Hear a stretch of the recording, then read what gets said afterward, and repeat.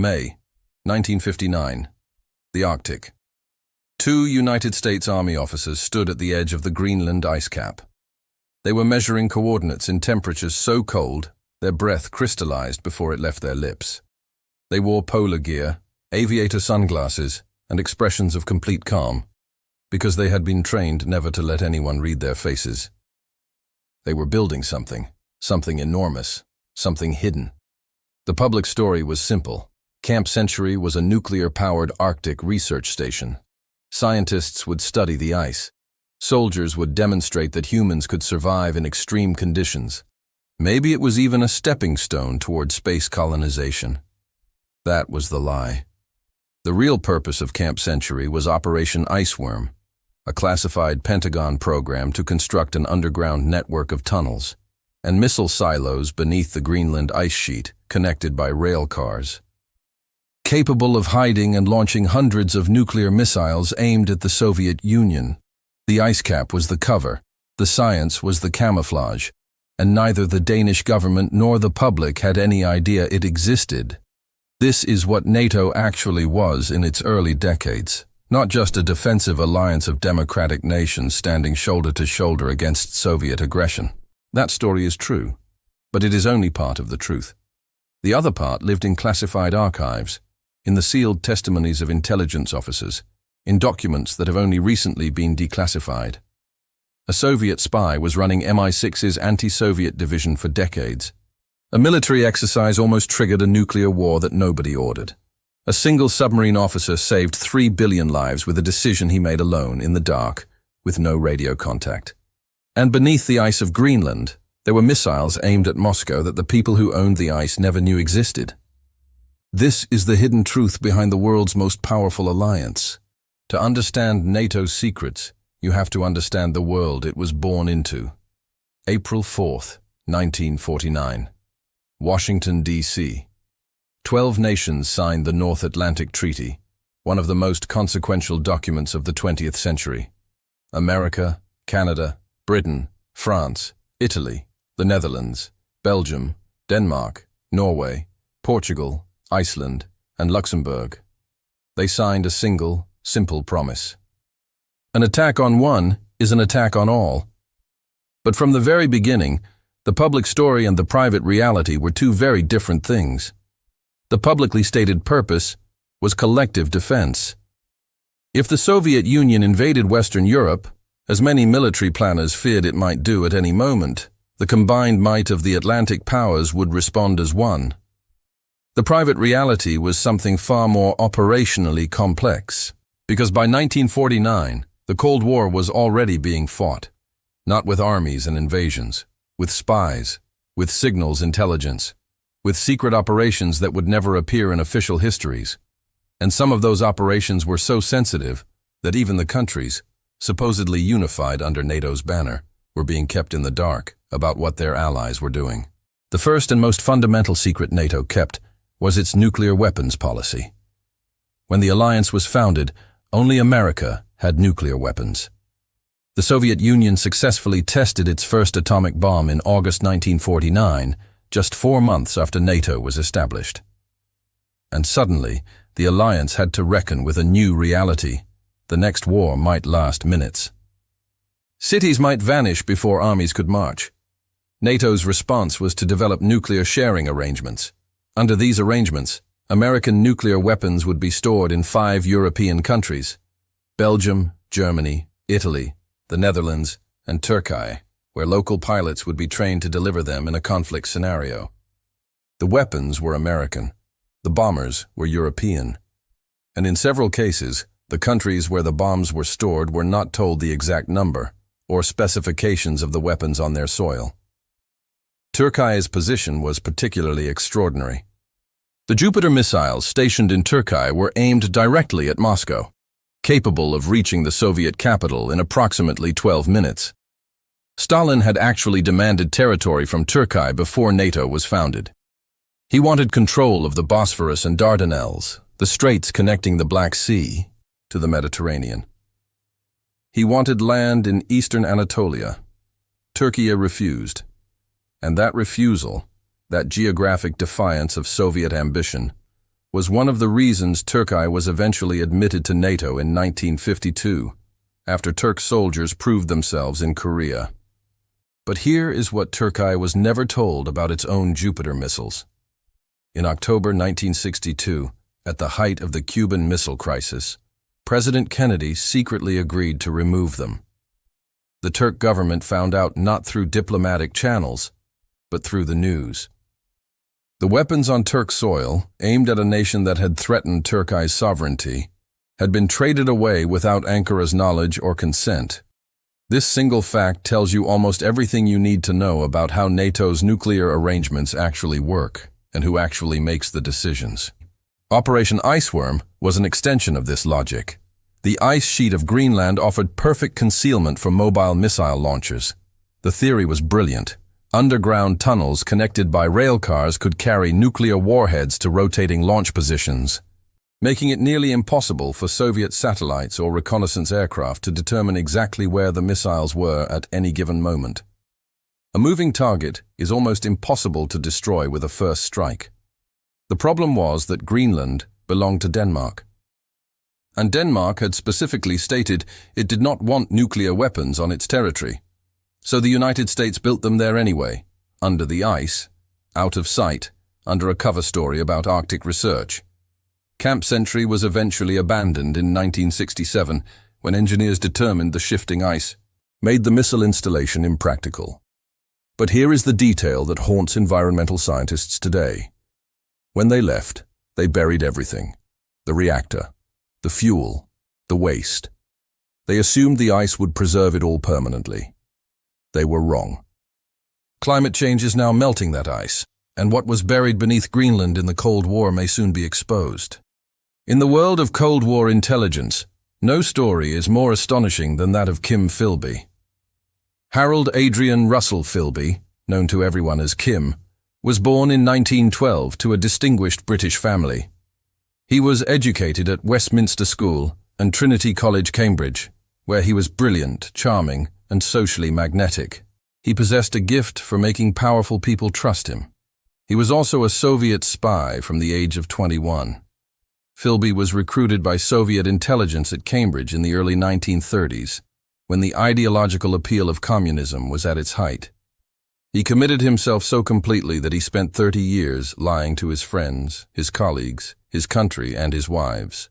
What makes Philby's story so staggering in the context of NATO is not merely that he was a spy, it is where he ended up. By the late 1940s, Kim Philby had risen to become the head of the Soviet counterintelligence section at MI6. The man whose job it was to catch Soviet spies was himself the most senior Soviet spy inside British intelligence.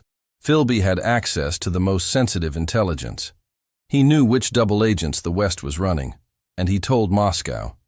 He knew details of CIA operations and the classified communications between Western intelligence services that were supposed to be NATO's most guarded secrets. The Cambridge Five included Philby, Donald Maclean, Guy Burgess, Anthony Blunt, and John Cairncross. Together they represented a historic intelligence penetration. Philby came under suspicion in 1951 when Maclean and Burgess fled to Moscow.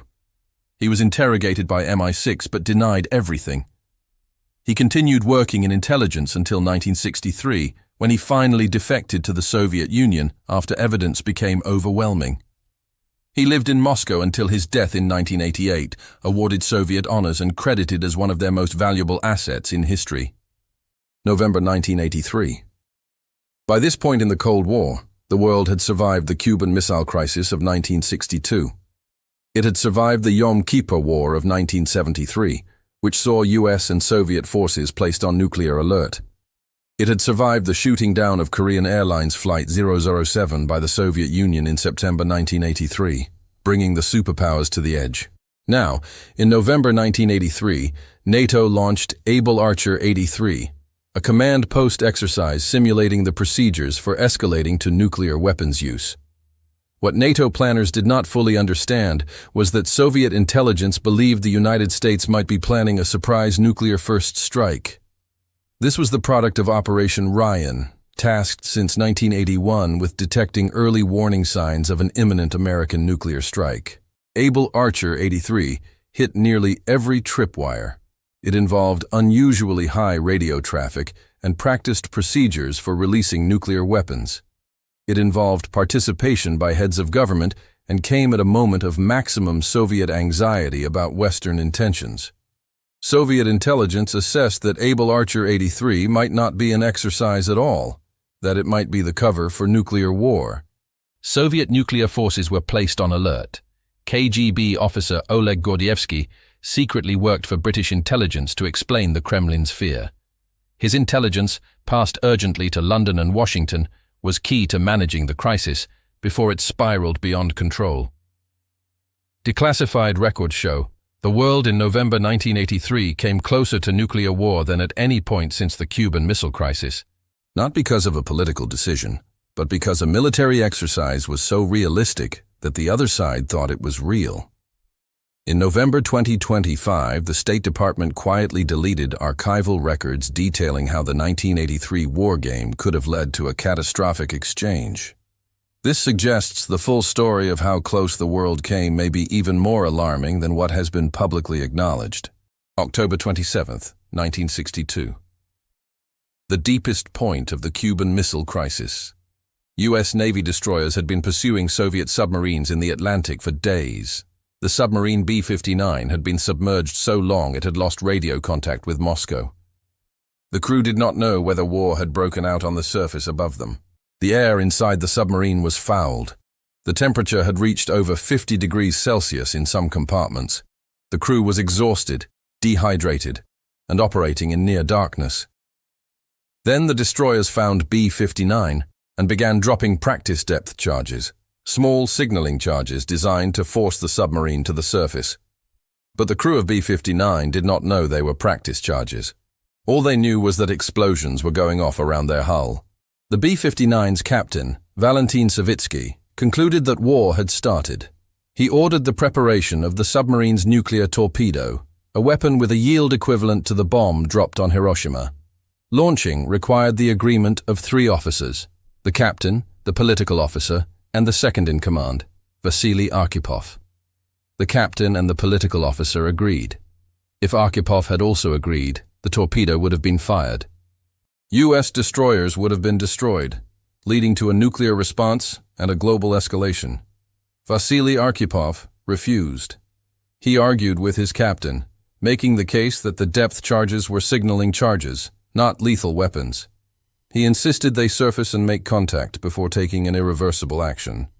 Eventually, the other officers were persuaded. B-59 surfaced. Contact was established. The crisis eventually de-escalated.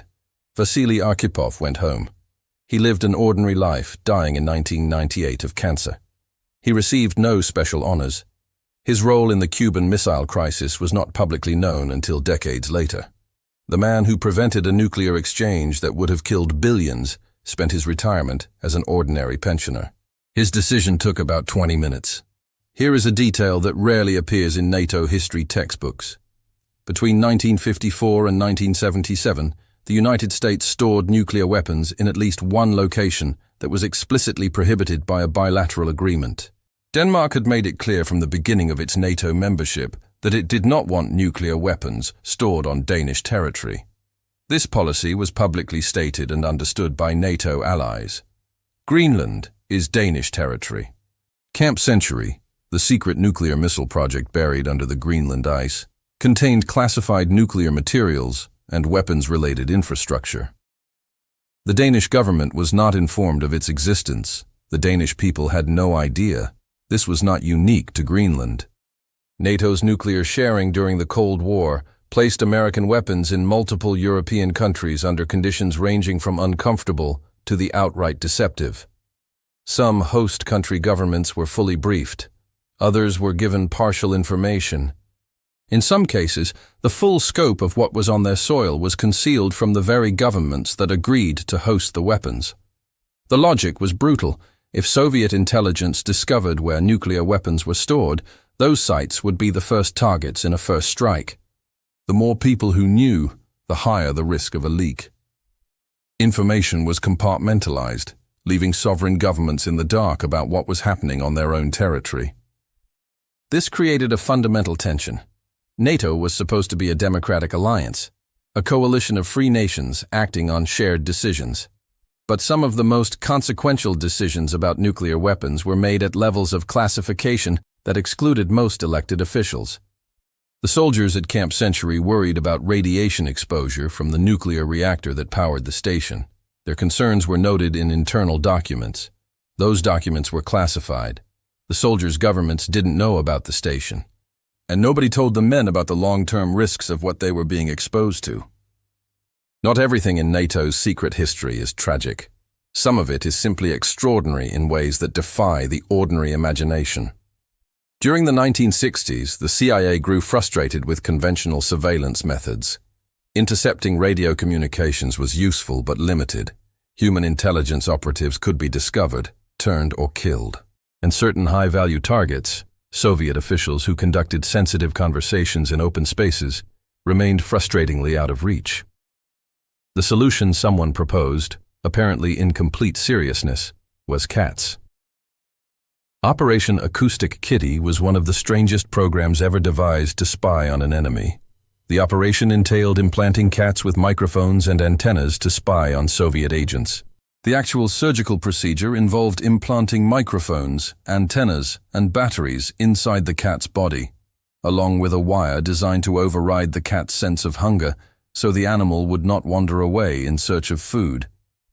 The program cost approximately $20 million in Cold War-era currency.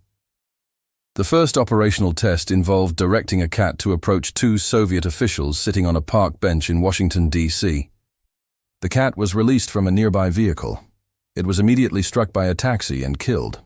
The CIA attempted to frame this as a practical success before quietly abandoning the program. The declassified report on Operation Acoustic Kitty concluded that the program would not be practical. But here is what this absurd story actually reveals about NATO's Cold War. The Western alliance was so committed to winning the information war that it was willing to surgically implant equipment into cats.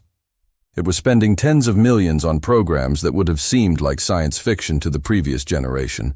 The technology race, the intelligence race, the weapons race, they were all happening simultaneously, at a pace and a cost that neither side could fully sustain. And some of it, inevitably, was ridiculous. This brings us to the most consequential secret in NATO's history, the one that may still be unfolding. As the Soviet Union began to collapse in 1989 and 1990, Western leaders faced a delicate diplomatic challenge. Germany was reunifying, the Warsaw Pact was crumbling, and Mikhail Gorbachev was cooperating with a speed and comprehensiveness that nobody had predicted. In exchange for Soviet acceptance of German reunification, Gorbachev and senior Soviet officials met with Western leaders to discuss the future of the alliance. What was said in those meetings has been disputed ever since. Declassified documents show that top officials worked out cooperative agreements with senior Russian leaders during high-level dialogue from 1992 to 1995. But the more explosive question concerns what was said before those formal agreements, in the meetings of 1990. Multiple Western officials, including U.S. Secretary of State James Baker, suggested that NATO would not expand eastward beyond a reunified Germany. The American ambassador to Moscow, Jack Matlock, stated NATO gave guarantees it would not expand to include Czechoslovakia, Hungary, or Poland.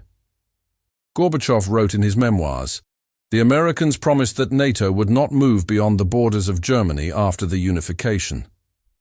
NATO's official position is that no binding commitment was ever made, that any statements made in 1990 were preliminary and never reduced to a treaty.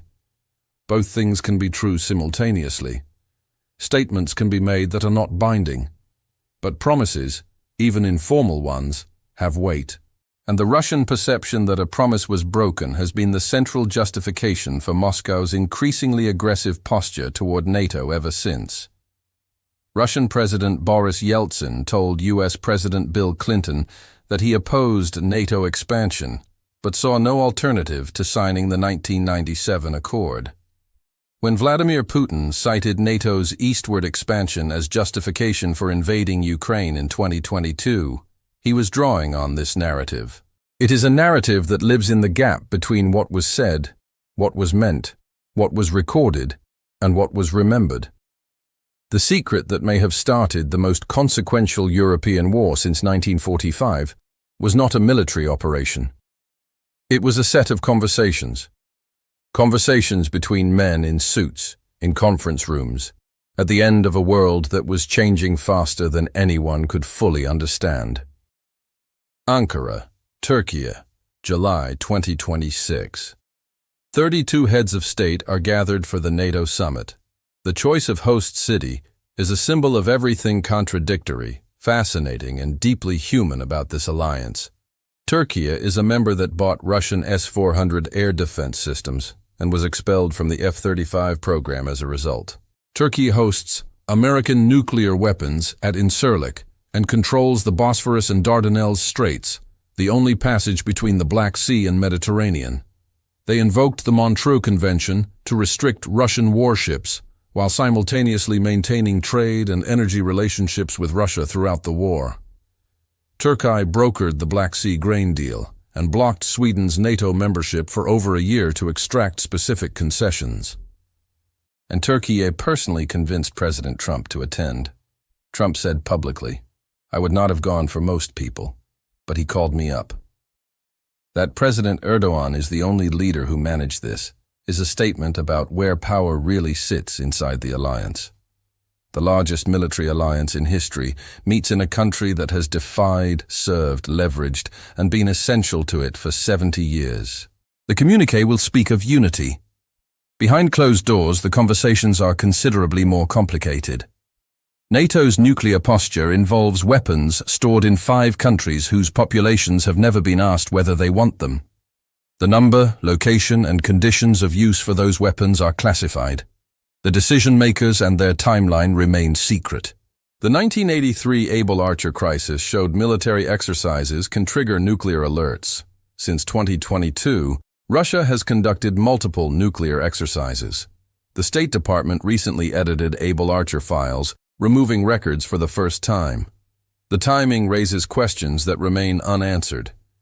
Beneath the ice of Greenland, the legacy of Camp Century, the reactors, the waste, the deception, is slowly melting into the sea. NATO is 77 years old. It has kept the peace between its members for every one of those years. That is extraordinary. But the peace has never been free. It was paid for with secrecy, deception, and weapons buried in borrowed ice. It was paid for with spies, exercises that almost became wars, and decisions made by a single exhausted officer on a submarine. Alliances are the sum of every secret decision, every crisis narrowly averted, and every truth told only partially. The question NATO faces is not whether it will survive. The question is what it is willing to tell the truth about, and whether, after 77 years of necessary secrets, the world is ready to hear the answer.